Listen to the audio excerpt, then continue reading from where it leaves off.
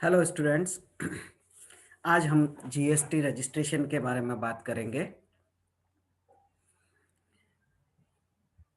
GST regime में business जिसका turnover 40 lakh रुपए से ज़्यादा है, कुछ स्पेसिफिक स्टेट्स हैं जो नॉर्थ ईस्ट के हैं या पहाड़ी स्टेट्स हैं,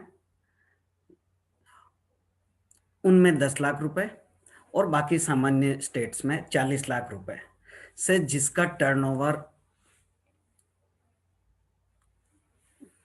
से ज़्यादा है, 40 लाख रुपए को एक्सीड कर रहा है, 40 लाख से ज़्यादा है, उनको जीएसटी के अंतर्गत रजिस्ट्रेशन कराना आवश्यक है। In GST regime, business whose turnover exceed rupees 40 lakhs is required to register as a normal tax person. This process of registration is called GST registration. ये जो प्रोसेस है, जिसको 40 लाख रुपए से जिसका टर्नओवर ज़्यादा है उसको जीएसटी रजिस्ट्रेशन कराना आवश्यक है, और उसके लिए रजिस्ट्रेशन के लिए जो प्रोसेस अपनाया जाएगा उसे हम जीएसटी रजिस्ट्रेशन के नाम से पुकारते हैं। यहाँ ये ध्यान रखने की बात है कि 40 लाख से जिसका टर्नओवर ज़्यादा है उसको जीएसटी में रजिस्ट्रेशन कराना आवश्यक है, लेकिन 40 लाख से जिसका कम टर्नओवर है वो भी अगर चाहे तो वॉलेंटरली अपना रजिस्ट्रेशन करा सकता है।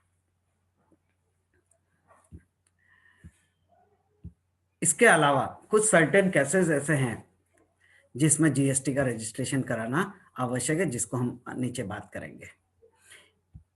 In certain cases registration under GST is mandatory. If organization carried business without GST registration, it will be an offense under GST and heavy penalties will be applied.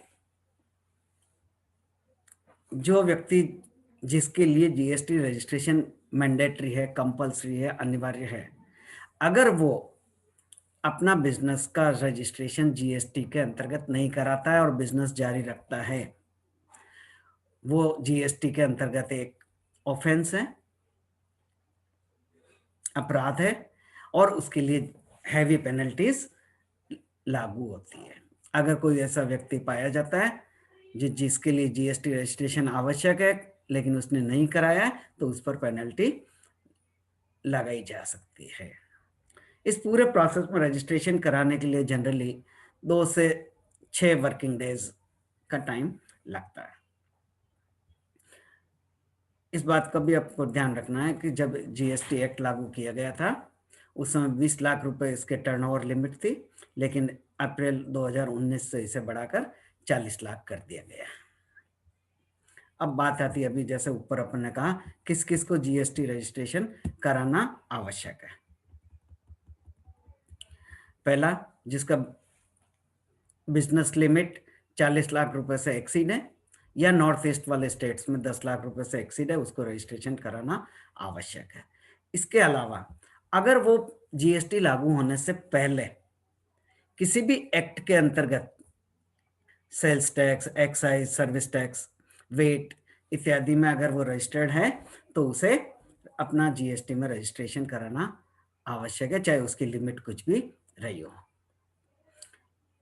इसके अलावा ऐसे कैजुअल टैक्सेबल पर्सन जो कभी कभी business करते हैं, non resident taxable person, इनको भी रजिस्ट्रेशन कराना आवश्यक है। इसके अलावा नीचे वो कुछ पर्सन्स और दिए, वो इस प्रकार है: agent of supplier and input service distributor, those paying tax under reverse charge mechanism. Reverse charge mechanism क्या है, इसके बारे में अलग से हमने बात करी है।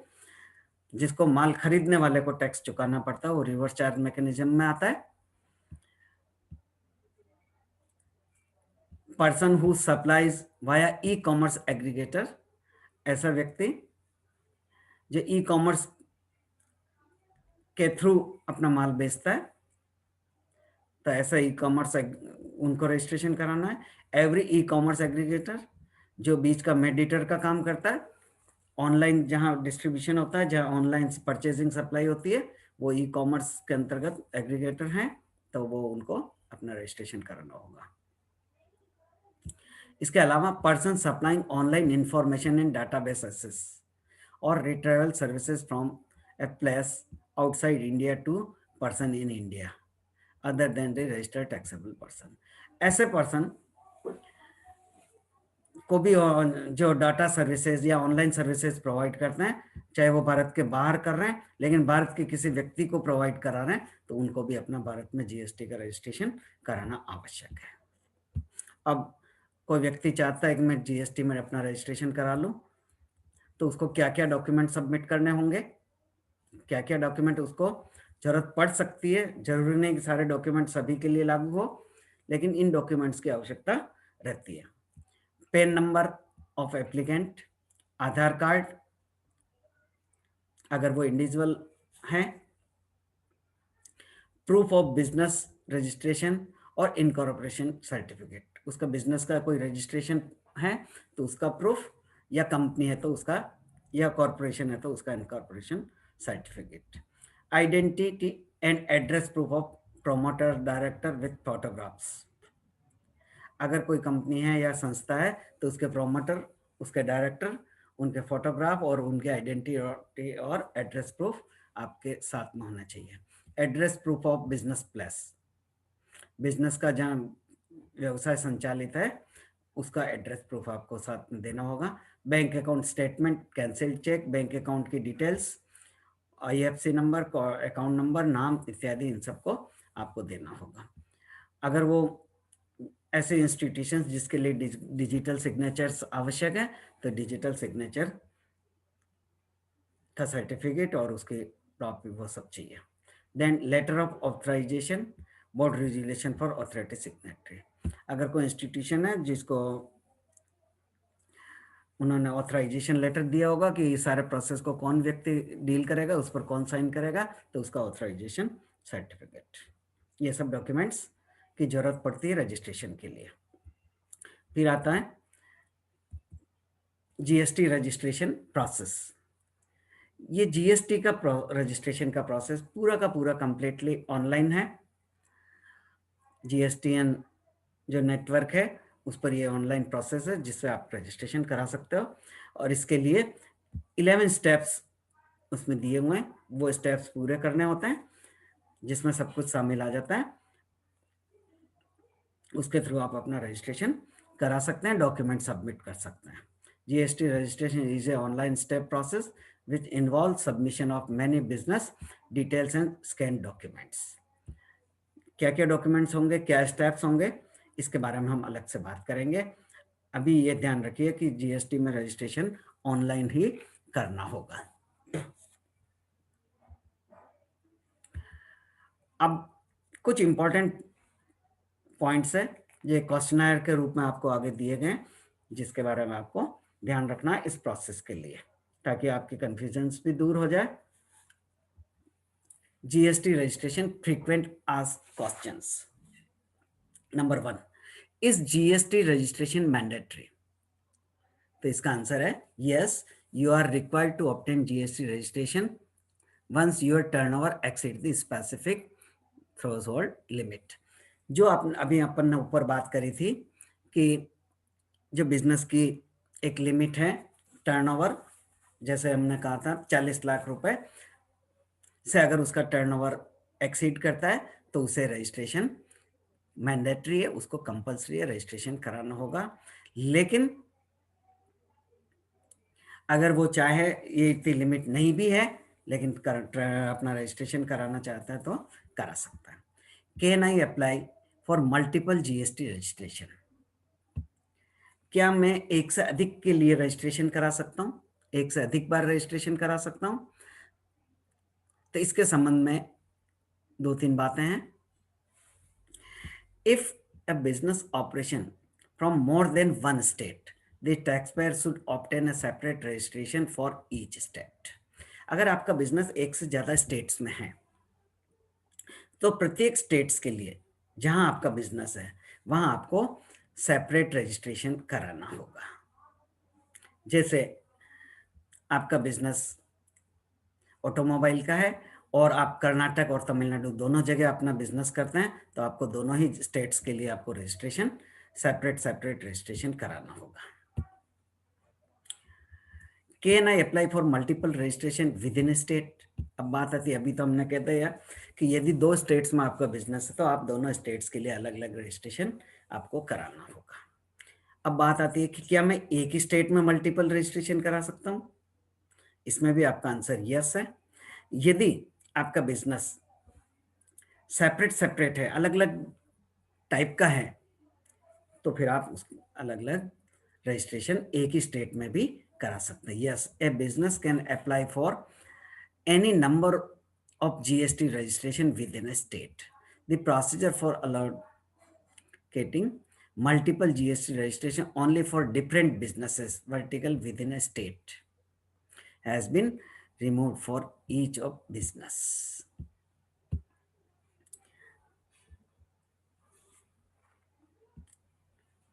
डिफरेंट बिजनेस अगर है तो आप अलग अलग रजिस्ट्रेशन उसका करा सकते हो। आगे आता है, who can register for the composition scheme under GST? इसके अंतर्गत बताया गया है ऐसे स्मॉल टैक्स पेयर्स जो कि इस लिमिट में तो आ रहे हैं रजिस्ट्रेशन के, लेकिन छोटे व्यापारी हैं जो कंपोजिशन स्कीम जिन पर लागू हो सकती है, अगर वो चाहें तो कंपोजिशन स्कीम के अंतर्गत अपना रजिस्ट्रेशन करा सकते हैं ताकि वो आप उसके बेनिफिट्स प्राप्त कर सकें।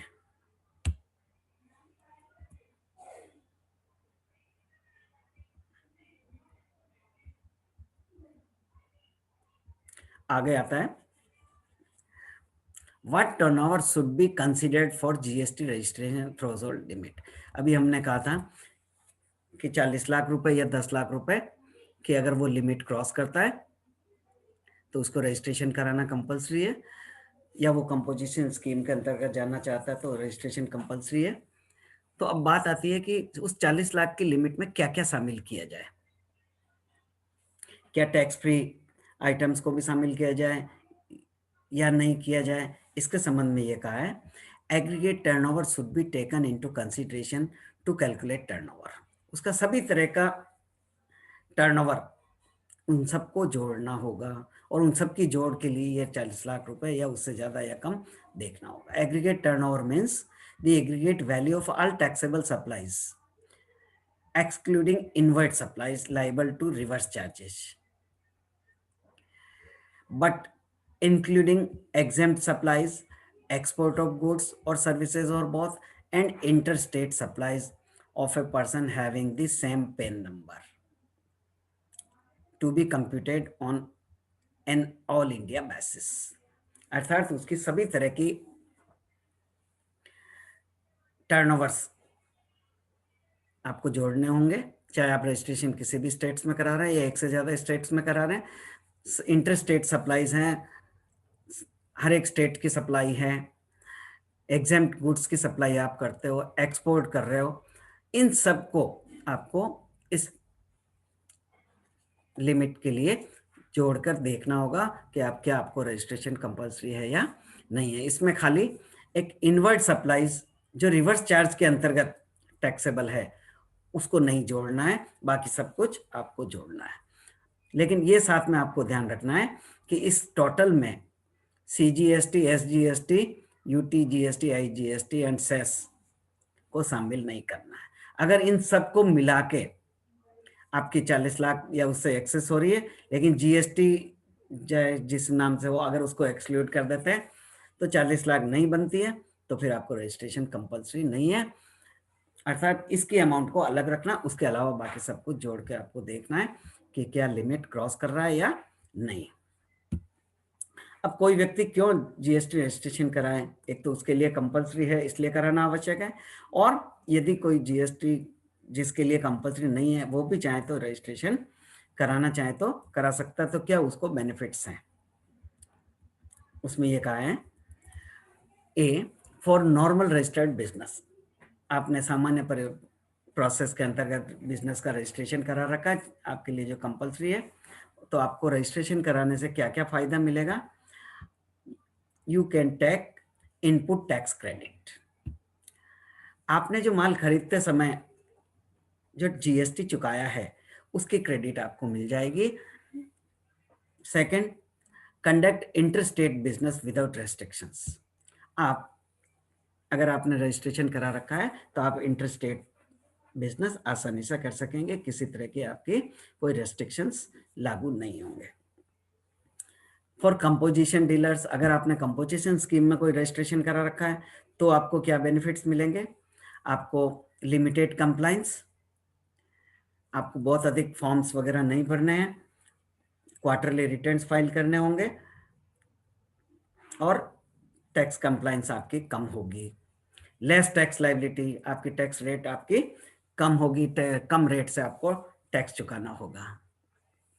और चूंकि टैक्स कम रेट से चुकाना होगा, आपको वर्किंग कैपिटल भी कम जरूरत पड़ेगी, ज़्यादा पैसे गवर्नमेंट के उस अकाउंट में इन्वॉल्व करने की आवश्यकता नहीं है।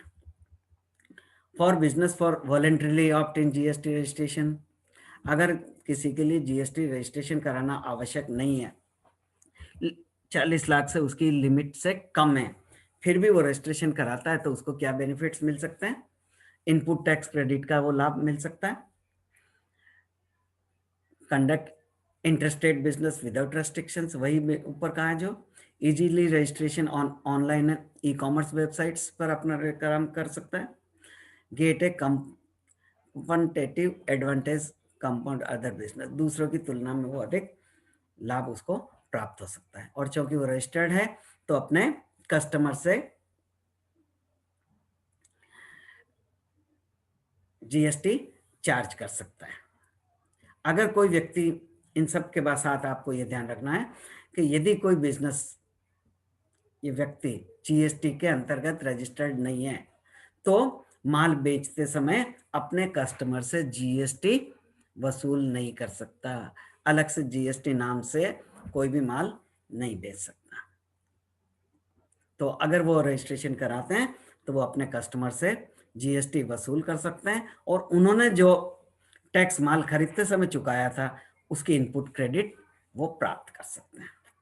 नेक्स्ट लेक्चर में हम बात करेंगे कि एक जीएसटी रजिस्ट्रेशन के लिए उसको क्या क्या स्टेप्स फॉलो करने होते हैं और किस तरह से उसका प्रोसेस है, उसके बारे में बात करेंगे। Thank you.